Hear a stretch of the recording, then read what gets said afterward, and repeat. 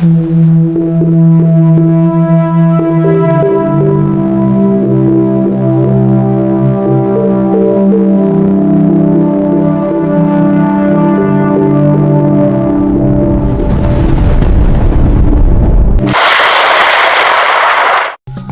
araw po sa inyong lahat. Narito na po ang pinaka-latest nating update sa magiging lagay ng panahon ngayong araw ng Monday, April 27, 2026. Sa kasalukuyan nga po, ang bagyong ating minomonitor sa labas ng ating Philippine Area of Responsibility ay huling namataan sa layong 2,850 km east of extreme northern Luzon, kung saan taglay na nito ang lakas na hangin na umaabot sa 60 km per hour at may pagbugso na umabot sa 75 km per hour. At kumikilos nga po ito sa bilis na 15 km per hour pahilagang silangan, na kung saan nga po bahagya na nga po itong humihina ang kanyang taglay na lakas. At inaasahan po natin na posible nga rin po itong lumayo na ng tuluyan sa ating Philippine Area of Responsibility, kaya naman inaasahan po natin na wala na itong direktang epekto sa ating bansa. Samantala, bukod nga rito sa bagyong ating minomonitor, mayroon din tayo mga cloud cluster ang minomonitor dito sa labas ng ating Philippine Area of Responsibility. Dito po yan sa may silangang bahagi ng Mindanao, na kung saan nga po mayroon din po tayong mga namamataan na mga sinyalis ng pagbuo ng mga low pressure area. Kaya naman binabantayan po natin ito, or kaya naman minomonitor sa mga posible pang maging dahilan or paglakas nito sa mga susunod na mga araw. Samantala, bukod pa nga rito sa mga weather system sa labas ng ating Philippine Area of Responsibility, meron din po tayong minomonitor na frontal system dito sa may hilaga ng ating bansa, lalo na po yan dito sa may area ng Batanes, na kung saan posible po ang mga localized thunderstorm o mga maulap na papuri na sinasamahan ng mga localized thunderstorm at bigla ang buhos ng mga pagulan, lalong-lalo po yan pagsapit ng hapon at gabi. At para naman sa magiging lagay ng panahon dito sa Luzon, asahan po natin na makakaranas pa rin ng bagyang maulap na papuri na sinasamahan ng mga localized thunderstorm. At maliwalas na panahon sa umaga, pagsapit ng hapon at gabi, makakaranas ng mga bagyang maulap na papuri na sinasamahan ng mga thunderstorm o kaya naman mga biglaang buhos ng mga pagulan, na kung saan pinag-iingat po natin ng ating mga kababayan sa mga biglaang buhos ng mga pagulan, lalong-lalo na po yan pagsapit ng hapon at gabi dito po sa may Legazpi, dahil po sa mga localized thunderstorm, na kung saan may nasampung tayong agwat ng temperatura na umabot sa 26 hanggang 32 degrees Celsius. Samantalang dito naman sa may Tugigaraw, 26 hanggang 35 degrees Celsius. Lawag, 24 hanggang 33 degrees Celsius ang ating nasang agwat ng temperatura. Baguio, 17 hanggang 25 degrees Celsius. Metro Manila, 25 hanggang 34 degrees Celsius. Tagaytay, 23 hanggang 32 degrees Celsius ang ating nasang agwat ng temperatura, na kung saan lahat ang ating mga kababayan ay pinaghahanap po natin sa mga biglaang buhos ng mga pagulan, lalong-lalo po yan pagsapit ng hapon at gabi. At para naman sa maging lagyan ng panahon dito sa may Palawan, Visayas at Mindanao, inaasahan po natin na bagyang makakaranas ng bagyang maulap na papurin.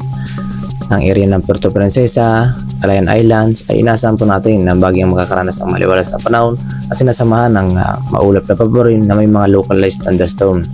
Kaya naman lubos pa rin po natin pinag-iingat ang ating mga kababayan sa nasabing area. At para naman sa agwat ng temperatura dito sa may Puerto Princesa, 26 hanggang 33 degrees Celsius. Calayan Islands, 26 hanggang 34 degrees Celsius ang ating inasang agwat ng temperatura. Samantala, dito naman sa may area ng Visayas, inaasahan pa rin po natin na mataas ang tsansa ng mga pag-ulan dito sa may area ng Northern Samar, Eastern Samar, Biliran, Leyte, ay inaasahan po natin makakaranas ng maulap na papurin na mataas ang tsansa ng mga pag-ulan ngayong umaga at sasamahan pa yan ng mga localized thunderstorm. Kaya naman maging alerto at mag-iingat po tayo. Kaya naman kung kayo ay lalabas ng inyong tahanan, lalo na sa mga nabanggit na lugar, ulain pa rin po magdala ng panangga lamang sa matinding sikat na araw at mga biglaang buhos ng mga pagulan, lalong-lalo na po yan pagsapit ng hapon at gabi dahil sa epekto ng mga localized thunderstorm. Samantala, dito naman sa may area ng Bohol, inaasahan pa rin natin makakaranas pa rin ng bagyang maulap na papurin na sinasamahan ng mga kalat-kalat na mga pagulan, lalong-lalo na po yan pagsapit ng hapon at gabi. Kaya naman ugaliin pa rin po maging alerto at update sa mga bagong naming ulat panahon na yun ilalabas. Samantala, dito naman sa area ng Negros Oriental Region ay inaasahan po natin na posible pa rin makaranas ng maliwalas na panahon na sinasamahan ng mga bagyong maulap na papaborin pagsapit ng hapon at gabi. At dito sa may area ng Iloilo ay mababa pa rin ang tsansa ng mga malalakas na mga pag-ulan, ngunit maging alerto lang po sa mga localized thunderstorm na kung saan maliwalas na panahon sa umaga na sinasamahan ng mga thunderstorm pagsapit ng hapon at gabi. At para naman sa magiging agwat ng temperatura dito sa may Iloilo, 26 hanggang 32 degrees Celsius. Cebu, 27 hanggang 32 degrees Celsius ang ating asahan agwat ng temperatura. Sa may Tacloban, 26 hanggang 32 degrees Celsius ang ating inaasang agwat ng temperatura.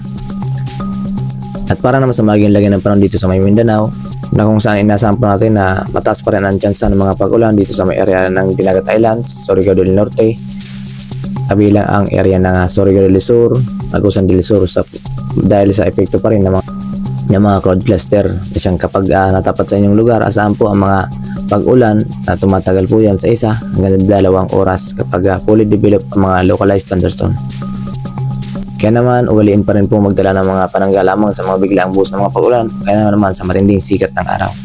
At para naman sa may agwat ng temperatura dito sa may Cagayan de Oro, 26 hanggang 31 degrees Celsius, Davao 26 hanggang 33 degrees Celsius, Zamboanga Peninsula 25 hanggang 34 degrees Celsius ang ating nasang agwat ng temperatura. Samantala para naman sa maging lagay ng panahon dito sa ating karagatan, sa kasalukuyan nga po wala po tayong nakataas na gale warning sa kahit anong bibay ng ating seaboard. Ngunit maging alerto lang po tayo sa mga panibago nating ulat panahon upang sa ngayon makapaganda po tayo sa mga latest nating pagbabago, na kung saan mayroon din tayong slight to moderate na magiging lagay ng mga pag-alon dahil sa nasa natin mga localized thunderstorm na dala nitong bagyo sa labas ng ating Philippine Area of Responsibility na siyang nagdudulot ng mga cloud cluster dito sa loob ng ating Philippine Area of Responsibility. Sa may seaboard po yan, sa malapit sa Pangpang ay maaliwalas na ang ating karagatan. Samantala dito sa may kanlurang bahagi ng ating bansa ay inasahan po natin ang banayad ng mga pag-alon. Kaya naman malaya pa rin makapaglalayag ang ating mga kababayang mga isda sa kahit anong baybay ng ating seaboard. Ngunit maging iingat pa rin po upang makaiwas po tayo sa mga biglaang pagbabago ng panahon sa ating karagatan. Dahil sa meron din po tayong mga localized thunderstorm na ating inaasahan. At yun nga po ang pinakalitis nating update sa magilay ng pananyang araw ng Monday, April 27, 2026. Ingat po tayong lahat at manatiling maging alerto sa mga panibago naming ulat panahon naming ilalabas. Maraming salamat and God bless us all.